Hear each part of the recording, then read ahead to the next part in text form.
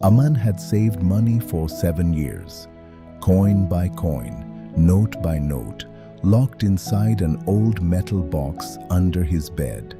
But one evening, when his mother fell sick, he opened that box and found something he never expected. His savings had protected his fear, not his future. Every morning, Aman left before sunrise. He fixed bicycles, carried sacks at the market, ran errands for anyone who would pay him a few rupees. Every evening he came home tired, counted his coins under a flickering bulb, and dropped them into the box. He never spent on new clothes. He never spent on tea with friends. He believed that if he saved every single coin, life could never hurt him. But life still felt heavy. His hands were rough from work, yet his future looked no different than last year or the year before that. He was saving money, but he was not growing. One evening, his grandfather sat beside him on the doorstep, watching the sky turn orange. The old man had spent his whole life farming this land, and his eyes had watched many young men grow old with worry. "You count your coins like a man counting his fears," his grandfather said quietly. Aman looked up, surprised. "I am only trying to be safe, Dada." His grandfather smiled, the way people smile when they remember something painful and beautiful at once. He reached into his pocket and placed 3 small seeds on Aman's palm. "A seed kept forever in your hand will never become a tree," he said. "It will only grow old and die, still a seed."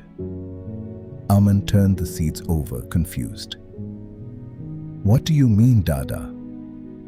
"Money is the same," his grandfather said. "If you only keep it, it stays small forever. But if you plant it with care, it can grow into something that feeds you for many seasons." That night, Aman could not sleep. He thought about his box, heavy with coins, yet empty of any real growth.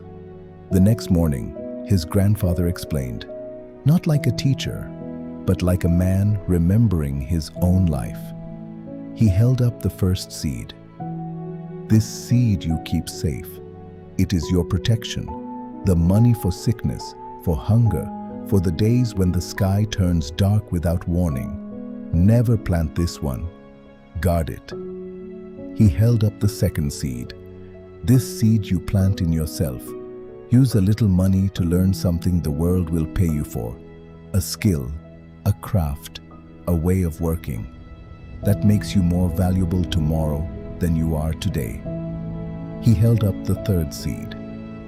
"And this last seed, the smallest one, you plant carefully outside yourself.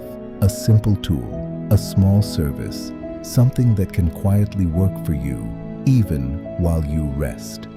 Aman's chest tightened. "But Dada, what if I lose it?" His grandfather nodded slowly. "Then you will have lost a seed, not your future." So Aman opened his box for the first time in 7 years, not to hide it away again, but to divide it with care. Most of it he kept untouched, safe, exactly as his grandfather said. A small part he spent on evening classes, to learn bicycle repair properly, not the rough fixes he already knew, but real repair work that shops paid well for. The smallest part, he used to buy a second-hand toolkit so he could offer honest repairs near the market instead of waiting for scattered errands. It was frightening. His hands shook the first time he opened his small repair corner by the road. For 2 weeks, almost no one came. One customer complained his brakes were still loose and refused to pay. An older shop owner laughed and told him he was wasting his time, playing shopkeeper with a borrowed toolkit. That night, Aman almost gave up, but his protected seed, the money he had never touched, meant his family still ate well, still felt safe despite the setback. and the skill he had learned meant he already knew his work was good, even if no one had noticed yet. So he stayed. He fixed one more bicycle carefully, for free, for a neighbor who could not pay. Word began to travel slowly, the way real trust always does. Weeks became months. His small corner became known for honest, careful work. He was not rich, but he was no longer just surviving. He was building. One evening, a boy from the neighborhood, tired and unsure, sat down near Aman's toolkit and asked how he had started. Aman smiled and reached into his pocket, where he still kept 3 small seeds. "One you protect," he said, placing the first seed in the boy's palm. "One you plant in yourself." He placed the second, and "One, small and careful, you plant in the world." He placed the third. The boy looked down at the seeds, the same way Aman once had.